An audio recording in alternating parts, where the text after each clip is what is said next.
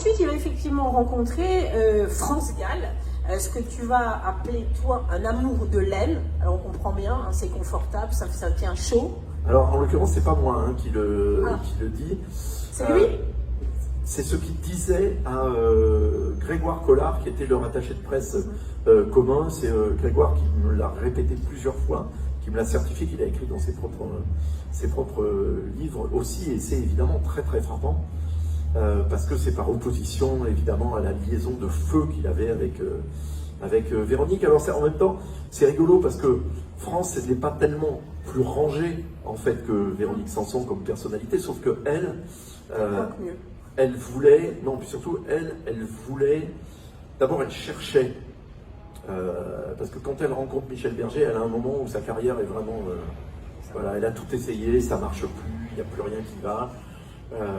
Sa relation avec Julien Clerc, avec qui elle vit en train de s'étioler, parce que justement, lui est une superstar à ce moment-là, et elle, voilà, sa carrière marche pas, elle veut des enfants, Julien, il n'a pas le temps de... lui offre des chiens à la place.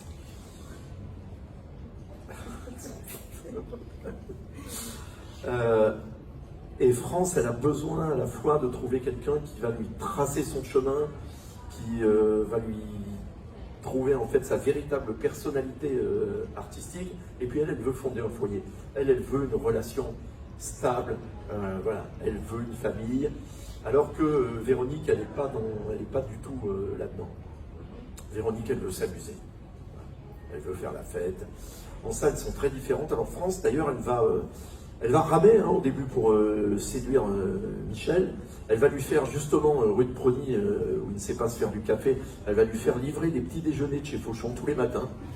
La bouche. Voilà. Et puis, elle va essayer de le convaincre de lui écrire des chansons. Et Michel, il n'est pas très partant au début, d'abord parce que la chanson au monde qu'il déteste le plus, c'est Sacré Charlemagne. Donc il dit, une fille qui a été capable de chanter cette connerie, oui. Moi je veux rien avoir à faire avec elle. Mais alors Yves, justement, que je découvre aussi dans ton livre, c'est qu'en fait c'est son père qui lui avait écrit ça, parce que France Gall, c'est le père qui écrivait les chansons pour elle. Oui, Robert Gall, qui avait écrit pour Charles Aznavour, c'est lui qui a écrit La Mama, par exemple, pour Charles Aznavour. Il avait écrit pour Edith Piaf, pour les compagnons de la chanson, etc. Et oui, et il écrivait un certain nombre de chansons pour sa fille, dont Sacré Charlemagne. Et donc France, Michel, il va la tester. C'est-à-dire qu'il va commencer par la faire venir pour chanter sur son propre disque à lui, sur un morceau qui s'appelle Mon fils rira du rock'n'roll. Et il va la tester pour voir comment elle chante en studio, puis est-ce que sur son groove, son swing à lui, ça fonctionne, etc. Et elle va le bluffer, parce que c'est une formidable chanteuse, la seule chanteuse entre guillemets de variété française capable de chanter du jazz. Mais Michel, c'était pas un gars facile.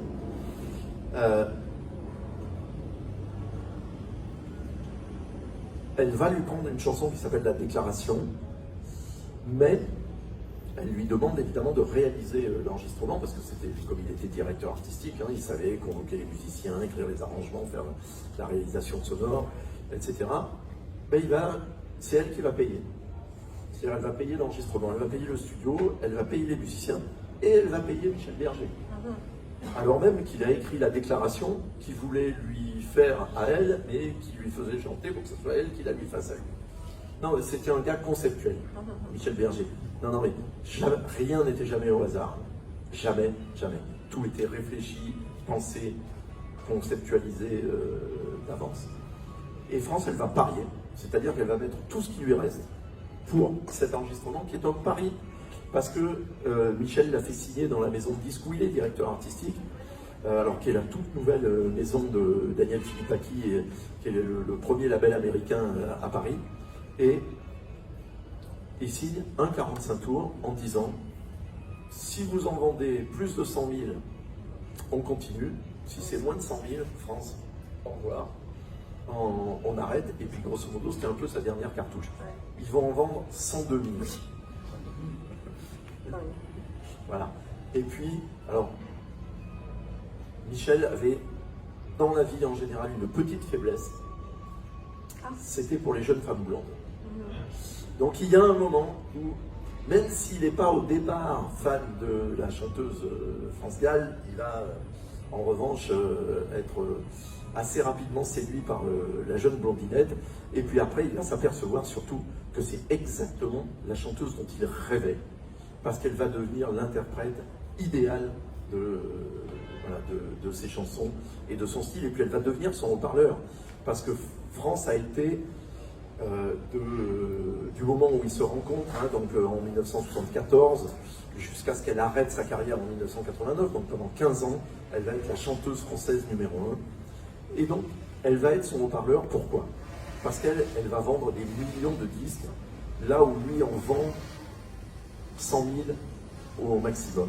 Et donc, c'est tous ces messages sociaux, ces messages humanitaires, hein, auxquels tu te référais tout à l'heure, Agnès, c'est elle qui va lui permettre de les faire passer, voilà, dans la population, auprès du grand public et auprès des jeunes générations. Donc ils vont avoir une relation idéale dans cet équilibre de relations à la fois artistiques et évidemment de relations personnelles et de la famille qui vont fonder.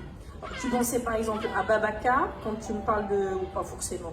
Oui, si, bien sûr, c'en est une, mais parmi beaucoup d'autres, Résiste, après il y a des Diego libre dans sa tête, énormément de chansons à message social, et puis aussi des petites, ce qu'il va faire très habilement auprès de France, et il refera la même chose évidemment très différemment auprès de Johnny Hallyday, qui a une personnalité très différente de celle de France Gall, à de très nombreux titres.